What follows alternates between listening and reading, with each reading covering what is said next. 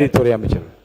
மாண்புமிகு பேரவைத் தலைவர் அவர்களே, மாண்புமிகு திராவிட முன்னேற்ற கழகத்தினுடைய சட்டமன்ற உறுப்பினர் முன்னாள் அமைச்சர் அண்ணன் கோவி செழியன் அவர்கள் கடந்த முறையும் அவர் அயலக அம்பேத்கர் ஸ்காலர்ஷிப் சார்பாக பங்கெடுத்து அங்கே படித்திருக்கின்ற மலேசியாவில் படித்திருக்கின்ற அந்த மாணவர் குறித்து பேசினார்கள். அதற்கு தெளிவாக விளக்கம் கொடுத்தேன்.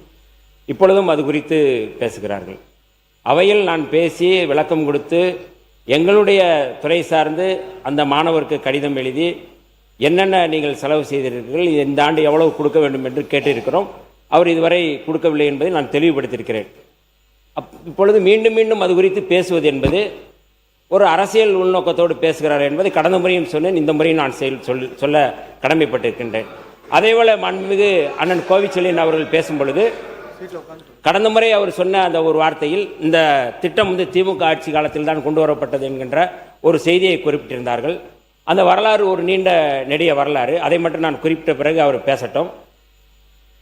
1995ஆம் ஆண்டு அன்றைய முதலமைச்சர் செல்வி ஜெயலலிதா அவர்களின் ஆட்சி காலத்தில் ஆதி திராவிடர் மற்றும் பழங்குடியினர் மாணாக்கர்கள் சட்ட பல்கலைக்கழகத்தில் சட்டப்படிப்புக்கு நிதி உதவி வழங்கும் பொருட்டு ரூபாய் 10 லட்சம் ஒப்பளிப்பு செய்யப்பட்டு மேயர் சிவராஜ் கல்வி அறக்கட்டளை துவங்கப்பட வேண்டும் என அரசாணை 22/3/1995 வெளியிடப்பட்டது. இந்த அம்பேத்கர் அயலக கல்வி உதவி திட்டத்திற்கு முன் திட்டம், அதுக்கு முன்னாடியான திட்டம் அப்படிங்கிறது அங்கிருந்து தொடங்கப்பட்டது. இந்த அறக்கட்டளையில் நடைமுறை சிக்கல்கள் ஏற்பட்ட நிலையில் இத்திட்டத்தை செயல்படுத்த ஏதுவாக சென்னை பல்கலைக்கழக சட்டத்துறையுடன் இணைந்து ஆதி திராவிடர் மற்றும் பழங்குடியினர் மாணவர் அயல்நாடு சென்று முதுநிலை பட்டப்படிப்பு மற்றும் ஆராய்ச்சி படிப்பு மேற்கொள்ள மாணவர் பரிமாற்ற திட்டம் என்று அரசாணை 6/5/1998 நிறைவேற்றப்பட்டது. இதனைத் தொடர்ந்து கடந்த 22/9/1998 வெளியான அரசாணைப்படி அயல்நாட்டு பல்கலைக்கழகங்களுடனான மாணவர் பரிமாற்ற திட்டம் ஏற்படுத்தப்பட்டது. அதன்படி 5 ஆண்டுக்கு ரூபாய் 4.50 கோடி செலவில் 4.50 கோடி செலவில் ஆண்டுக்கு 10 மாணவர்கள் வீதம் ஒரு மாணவருக்கு ரூபாய் 3 லட்சம் வீதம் இத்திட்டத்தை செயல்படுத்த ஆணையிடப்பட்டது. இதற்கு அடுத்து அமைந்த ஆட்சி காலத்தில் மாணவர் பரிமாற்ற திட்டம் என்பது ஆதி திராவிடர் மற்றும் பழங்குடியினர் மாணாக்கர்கள் நேரடியாகவே அயல்நாடு சென்று மேற்கல்வி பயில ஆண்டுக்கு ரூபாய் 30 லட்சம் ஒதுக்கீடு செய்து கடந்த 8/8/2002 அன்று ஆணையிடப்பட்டது.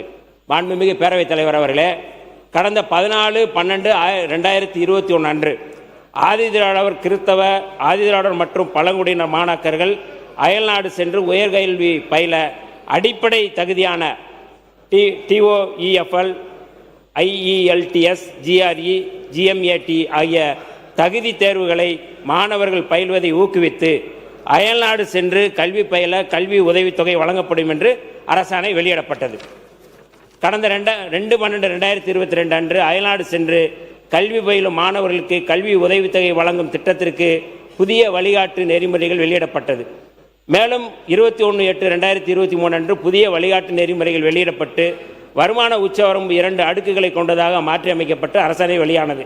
இதன்படி ஆண்டு குடும்ப வருமானம் ரூபாய் 8 லட்சம் வரை அதிகபட்ச உதவித்தொகை ரூபாய் 32 லட்சம் வரையும், ரூபாய் 8 லட்சத்திற்கு மேல் ரூபாய் 24 லட்சம் வரை ஆண்டு குடும்ப வருமானம் உள்ளவர்களுக்கு 12 லட்சம் வரை கல்வி உதவித்தொகை அன்று அறிவிக்கப்பட்டது. ஏன் இந்த குறிப்பு சொல்கிறோம் அப்படின்னா, இதனுடைய பின்னணி தலித் மாணவர்களுக்கு பழங்குடி மக்களுக்கான மாணவர்களுக்கான உதவி திட்டம் விரிவுபடுத்தப்பட்டிருக்கின்றது. கடந்த ஆண்டு 213 மாணவர்கள் மட்டும்தான் அந்த தொகையில் அவர்களுக்கு கொடுத்து அனுப்பப்பட்டார்கள். மீதி 500 பேருக்கு 213 பேர் தான் வழங்கி போயிருக்கிறார்கள். அந்த திட்டத்தின் மூலமாக மீதி பேர் அங்கே நிறுத்தப்பட்டிருக்கிறது.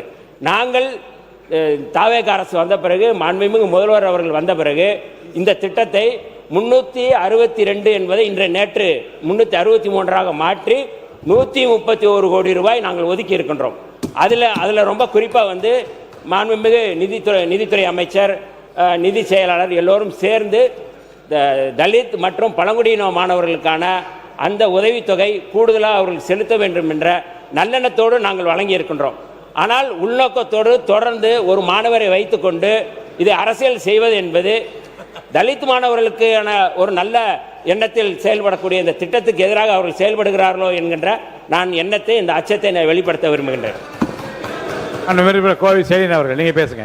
அந்த பிரச்சனையை தொடர்ந்து